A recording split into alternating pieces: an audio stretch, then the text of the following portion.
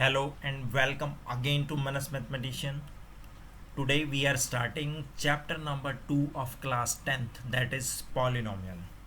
तो सबसे पहले डेफिनेशन है the degree of a polynomial. Degree से भी पहले मुझे आप बताएं what is a polynomial. Polynomial क्या होता है? एन एल्जेब्रिक एक्सप्रेशन, जो एल्जेब्रा के एक्सप्रेशन होते हैं वेरिएबल्स की फॉर्म में. An algebraic expression consisting of variables and constant.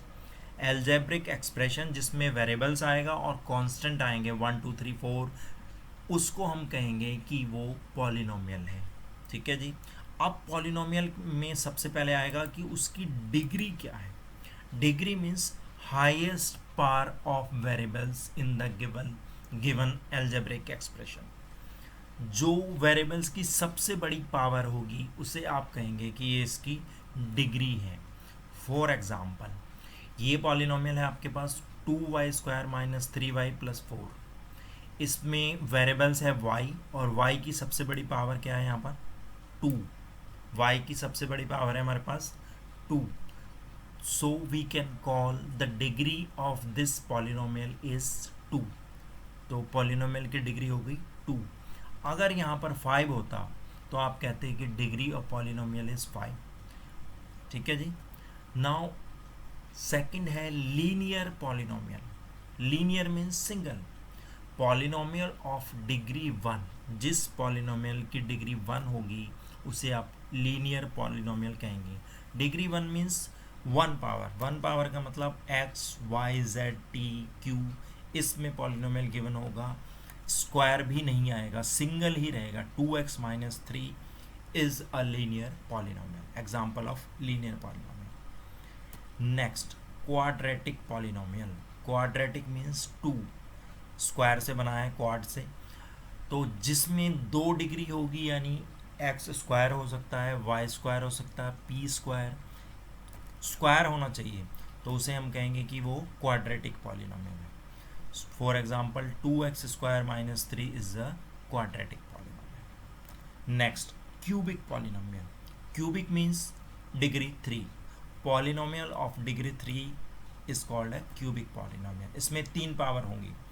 कुछ भी हो, पावर मैक्सिमम 3 होगी. 2x³ - 3x + 2 is a cubic polynomial.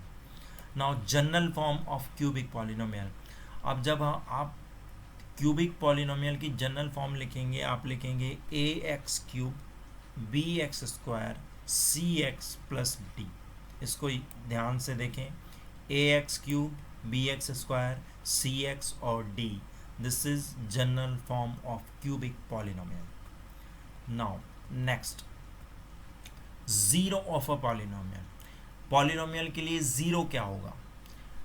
तो कोई भी वैल्यू, अगर आप किसी पॉलिनोमियल में कोई वैल्यू रख रहे हैं, सपोज आप x = 1 रख रहे हैं, अगर x को 1 रखने से कोई पॉलिनोमियल 0 आ जाता है तो दैट मीन्स वो वैल्यू उसका 0 मानी जाएगी. For example, x + 1 is called the zero of quadratic polynomial this.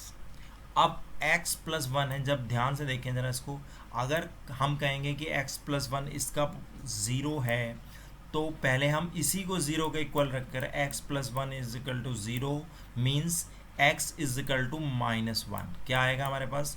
x = -1. वो वैल्यू हम इसमें रखेंगे. -1 रखने पर ये टर्म हमारे पास 0 आ जाएगा. तो हम कहेंगे कि x + 1 पॉलिनोमियल का 0 है.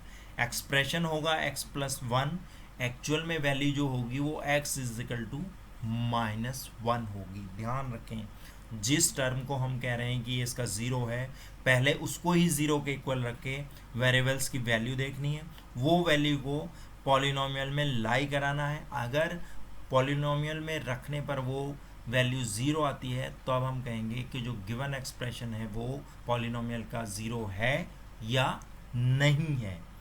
ठीक है जी, क्लियर है. Now move to next, exercise 2.1 first question. वह एक ही क्वेश्चन है इसमें. अब ग्राफ गिवन है इसमें 6. आपको बताना है number of zero of px in each case. अब जब भी आपसे ग्राफ दिए गए होंगे और आपको कहा जाएगा कि आपको नंबर ऑफ ज़ीरोज़ बताने हैं, तो आपने देखना है कि जो गिवन ग्राफ है ये हमारा क्या है, एक्स एक्सिस है, एक्स ओ एक्स डैश, ये एक्स एक्सिस है।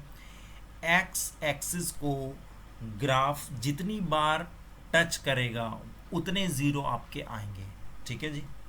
अब फर्स्ट पार्ट में look at the first part, इसमें जो आपकी गिवन लाइन है वो एक्सिस के पैरेलल है, इसको टच ही नहीं कर रही।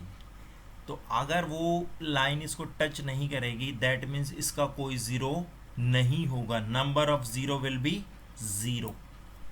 Now look at the second X X O X dash, X axis को ये एक बार यहाँ पर इसने इंटरसेक्ट किया है, इस लाइन ने, जो ग्राफ था आपका, इस लाइन ने एक्स एक्सिस को एक बार टच किया है।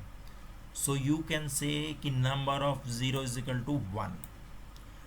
अब थर्ड पार्ट में देखें, जो गिवन ग्राफ है 1 2 और 3, एक्स एक्सिस को कितनी जगह टच कर रहा है, 1, सेकंड यहाँ पर किया और थर्ड यहाँ पर है, यानी एक्स एक्सिस को 3 पॉइंट पर इसने टच किया।